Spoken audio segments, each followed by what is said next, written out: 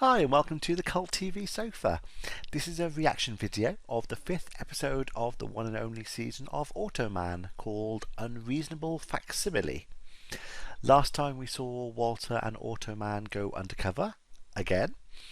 Automan posed as a rich businessman who wanted to make some quick money. The people they were trying to fool were killing other businessmen for large amounts of money they were scamming from them. They were able to get the crooks arrested when they leapt from an airplane, and Cursor generated the autoplane to save them in midair. So let's see what happens in this episode. I'm going to put any relevant trivia that I find over here, and at the end of the reaction I'll be discussing what happened and my thoughts about the episode. And I'm going to start it in 3, 2, 1. Pull over to the side of the road and stop now. Base Command, this is Chopper Red Dog 1. I'm in low altitude to pursue the suspect in a Jeep. Why are you in so low? You're in a helicopter. You don't have to. This one's armed and dangerous. Call for heavy backup. He's armed and dangerous, so just follow from above. I'm losing control. It's the rotor. Losing altitude. FAA investigators are on their way to the scene to determine what caused the Bel Air 860 to fall from the sky during its pursuit of a burglary suspect. Well, it was dangerously pursuing the vehicle for one thing.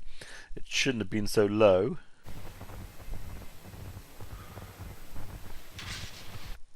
I assume something to do with the helicopter. So that's the company they said about. So I think that said rotor parts. So they supplied the parts to the helicopter. We should have anticipated something like this. We paid almost nothing for those surplus parts, and that's exactly what we got. Duh. 5 people lost their lives, Jarrett. That's unfortunate. Henry, 3 days from now, the problems with this company belong to the new owner, not us.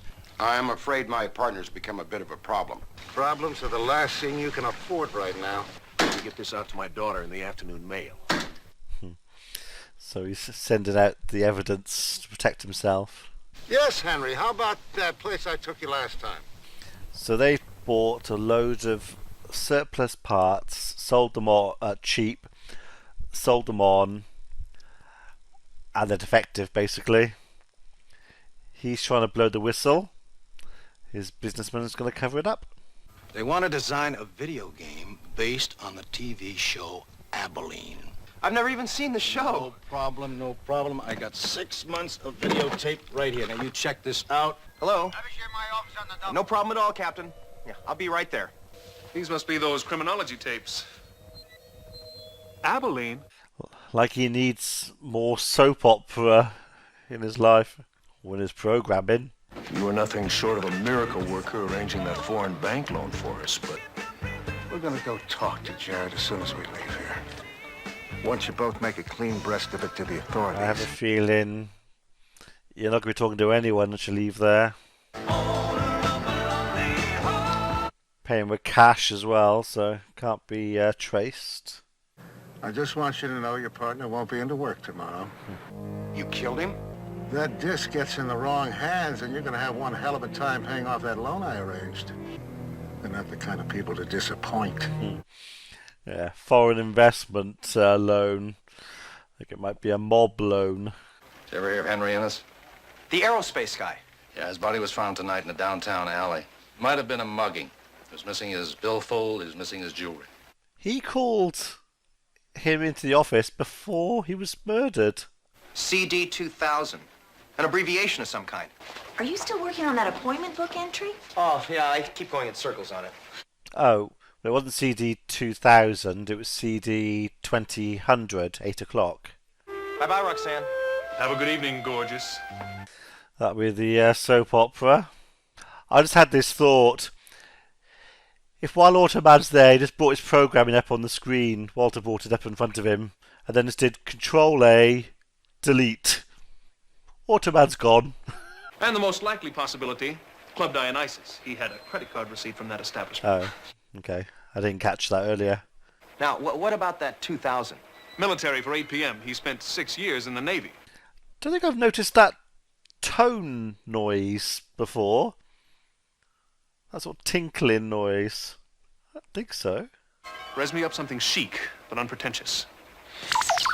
Like, that's going to happen. Pretentious is his middle name. It's not the worst thing he's worn.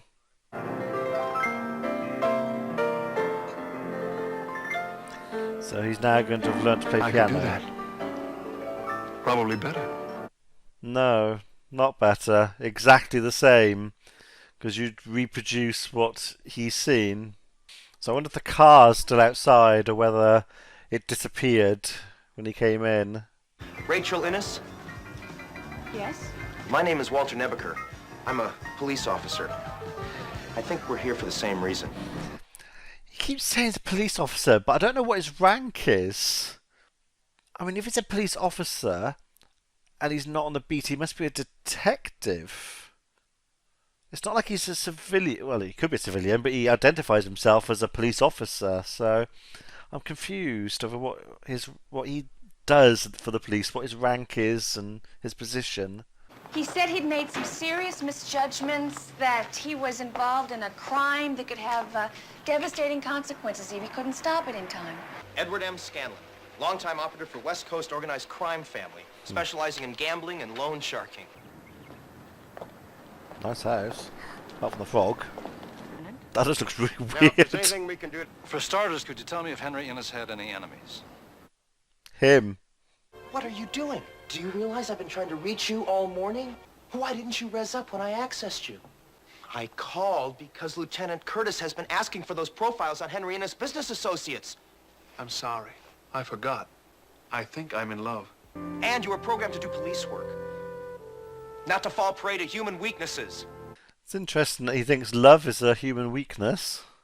Some would argue it's the complete opposite. I want a full update on the Innes investigation, cross-indexed and summarized. Yes, Walter.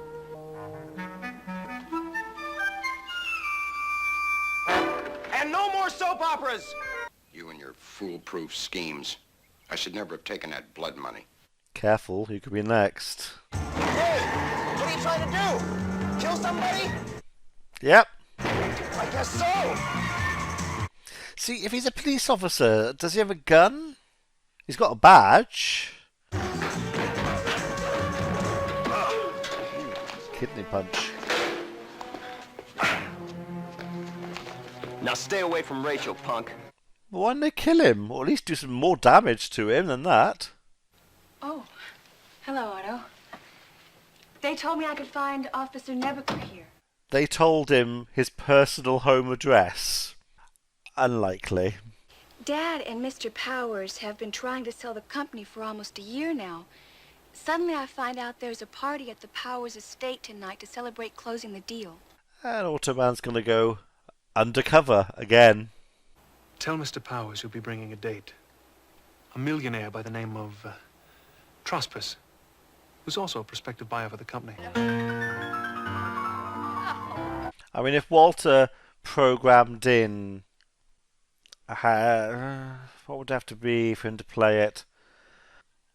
How to play the piano, so the notes, timings, basically how to interpret a song sheet sort of thing, then yeah, he could play that. I don't know if he has, though. I got the impression that he's only learnt by watching that other person earlier, pretty much.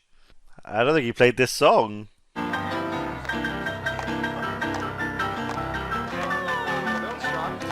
I have never been to a party like that, and I don't think I want to. Oh, there's the little fella now. Folks? A bit insulting. Looks like the IRS got to you again. I've just noticed in this episode his eyes seem to have a bit of a blue glow as well. I'm sure I never noticed that before.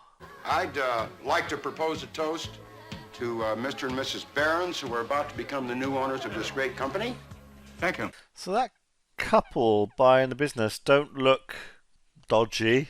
So I don't think they're involved with the mob side of things. They're pretty just buying the business. Well, he had a computer disk the accountants need to finish completing the inventory on our assets. I don't know anything about a disc. He might have mailed it, but... You just played your hand. She's now going to be looking for that disc. Would make more sense to keep quiet, just try and take it before she picks it up. How much did you say you were paying for this company? What is it? 30 million? 40? I don't know what this geezer's offered you for your firm, but I've just added 10%. Huh? What are you doing? I'm saving them from financial disaster, Walter. Is he? I suppose the business was in trouble. The loan kept it afloat. They could be having problems. Traffic helicopter went down in Greensboro, North Carolina this morning. What does that have to It's do the with same it? mechanical failure as our police chopper. Only this time somebody traced the defective material to your company right here. Now you're a target. Although I don't know why you're a target, because there's other policemen who'd be involved if you're killed. I think I know where we can find the answers to a lot of our questions. Where to? My father's beach house. So is that where he sent the disc then, to the beach house?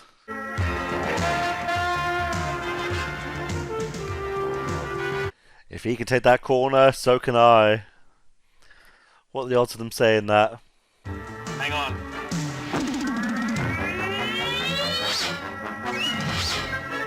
Surely she would have done what Walter does and been flung against the door.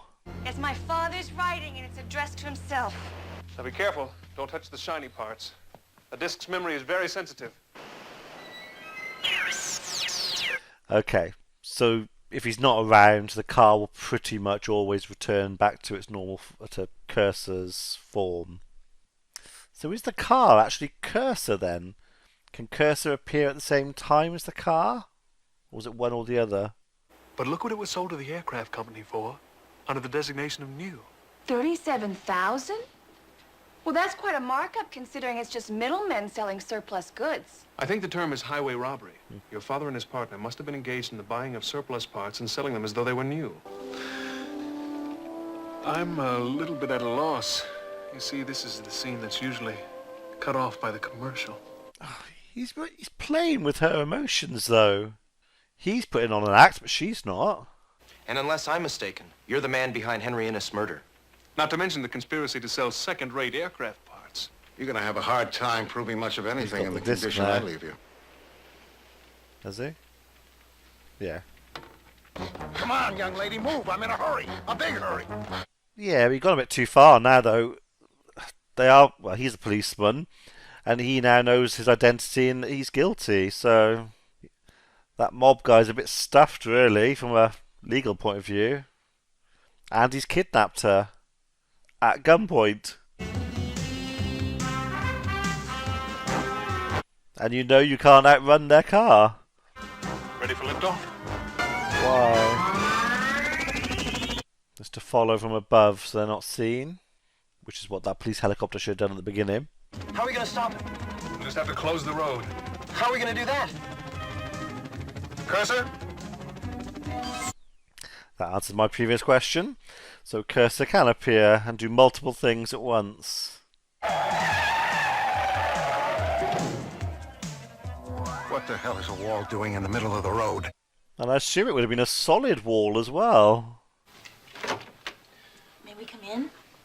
Is there anything wrong? Would we bring vintage champagne Blimey. if something was wrong? The chief's there as well. Okay, well, as stories go, well, actually not a bad one. It wasn't that bad an episode, this one, compared to the others. It's probably one of the better ones so far. Still, he's out in the daytime. They don't mention the power issues. They seem to have just ignored that. And I don't remember that tinkly noise previously. I could be wrong, but I don't remember it before. And the blue glow in his eyes that seemed to appear every now and again. I don't remember that either. I don't know if that's new or I've just missed it. But it was so noticeable. Both of them were so noticeable. I'd be surprised if I'd missed them before, because as soon as I heard it, I commented on it. So I would have done that before, I'm sure. So that's a bit weird. Like I said a few times, it's a bit unfair him playing with that girl's emotions. To him, it's just he's a program. He can't do anything, feel anything. And yet she was having feelings for him. So that's really unfair. That's not good. And I'm confused over his... trying to think of the right word. Let's go with abilities, but that's not the right word. So, Walter designed, programmed him to appear on command. He's a computer program, and again, I'm trying to put myself in the mind of back then and the rules they basically tried to create for Automan. And I'm trying to think in that way. So the way they seem to have described him is that Walter's designed him for a specific purpose, crime fighting. He can only do certain things, like he's driving, does 90-degree turns, it's very set in his design. And I would have thought he's been designed to do what Walter says. Now, it's not. We've seen a few things where it's not completely true in other episodes, but in this one, Walter told him to do something, and then when Walter left the room, he went to turn on the TV to watch soap operas, which kind of goes against what Walter had told him, which implies he has again the word's not coming, self-consciousness, or self-will, self-control sort of thing. So is he alive as such, or is he just a computer program? Every episode seems to, in my mind, he kind of swings between the two. I'm never quite sure, and this one again, I'm not sure. I don't know what his consciousness level is. He must have some kind of consciousness, whether it's programmed consciousness or actual consciousness. Is he like Johnny Five from Short Circuit films, where he became alive? Is that, although it's not implied in this, is that what they're kind of going for? That he's been developed and he's become alive, kind of, as a computer program? I don't know. It's all a bit confusing, and I can see why it only lasted 13 episodes, even though we're only 5 episodes in. I have to admit, the stories are great. They're a little bit funny, fiddly, to keep track of some of them. This one, not so much. It was a bit easier to get to grips with, but some of them were a bit complicated. I can imagine for back then, for the audience, they're a bit, wouldn't necessarily get what's going on. Trying to keep up with what Automan is and what he can do, I could see that could be an issue back then. And I know the budget was an issue as well. This was one of the most expensive programs on TV at the time. It was over $1 million per episode, which back then was huge because of the special effects and everything. So I can understand why it was cancelled after only 13 episodes. I'm surprised it lasted 13 episodes, if I'm honest, but that seems to be like a standard thing. It was like half a season run, I think. 13 episodes. Street Hawk was the same, and I think there were some other shows as well that had the same number of episodes that were cancelled. So that's a standard thing. So like I said, compared to the other episodes so far, this was probably one of the best ones. Not too bad. Like I said, this is episode 5, so we've still got a fair few to go. Hopefully there'll be some other good ones coming up. So let me know what you thought about this one in the comments below, and I shall see you for the next one. Be seeing you.